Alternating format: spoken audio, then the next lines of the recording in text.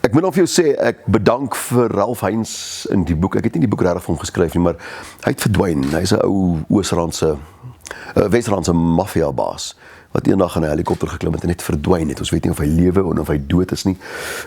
Ek was in 'n sekere mate baie lief vir hom.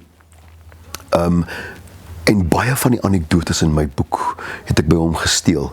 Want hy het as 'n laaitie, het hy 'n geweer gevat en besluit om 'n poskantoor te beroof. Toe die gewere uittrek, toe staan sy ma in die tou. Ek bedoel, hoe kan jy dit nie oorvertel nie? Dis die wonderlikste ding. So ek het dit ingewerk in die storie en vir my karakter. Net omdat dit so goed klink op die oor en dit lees so lekker. So ja, ek het vir Ralph dankie vir daai tipe ding. En Ralph was my amper so 'n karakter geweest. Hy ou het van nêrens af kom hy met niks. En hy word natuurlik hierdie ou met baie gesag, baie geld. Maar hoe maak jy die sprong van stande? Kan dit gedoen word, is die vraag. Ek het myself nog nie gekwalifiseer as 'n skrywer nie. Ek is 'n skrywer in wording.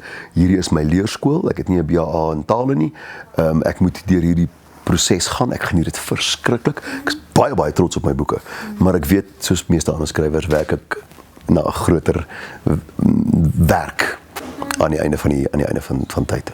Ek was net so onlangs nog 'n laaitie wat daar staan. Jy's 20, jy's uit die army uit. Kan so 'n bietjie gitaar speel, maar ek is te skaam dat mense my hoor. Ek gaan studeer drama, want ek dink ek gaan 'n DJ word, dan kan ek ander mense se musiek speel. En ek hoop eendag kan ek 'n liedjie skryf wat ek kan opvoer en mense kan dit hoor en miskien kan ek 'n treffer eendag. Dit sal fantasties wees.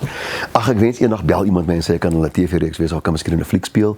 Wie weet, eendag skryf jy 'n artikeltjie of miskien 'n boek. Ag nee, maar dis ergens in die toekoms.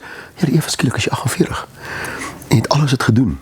Jy is nie opgelei daarvoor nie. Ek sê universiteit daarvoor, ek dramaskool, maar ek bedoel dis nie om boeke te skryf nie.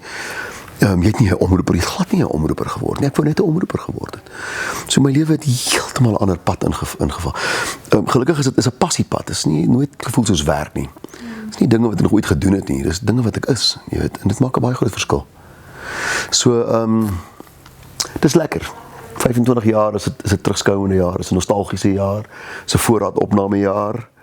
Nie alles is ewe goed nie al die bydraes is ewe sterk nie. Maar ek weet nie of jy te veel van dit anders sal doen nie. Ek sien van die ouens wat dink jy het 'n perfekte lewe gehad nie. Ek sou 110 goeie anders gedoen as ek weer die kans gehad het. Maar ek reken met die kind van die tyd wat jy is en die som totaal van die bronne by jou beskikking en die ervaring wat mekarig was op daai stadium. Dink ek was ek die lewensvraat wat ek gedink het ek is.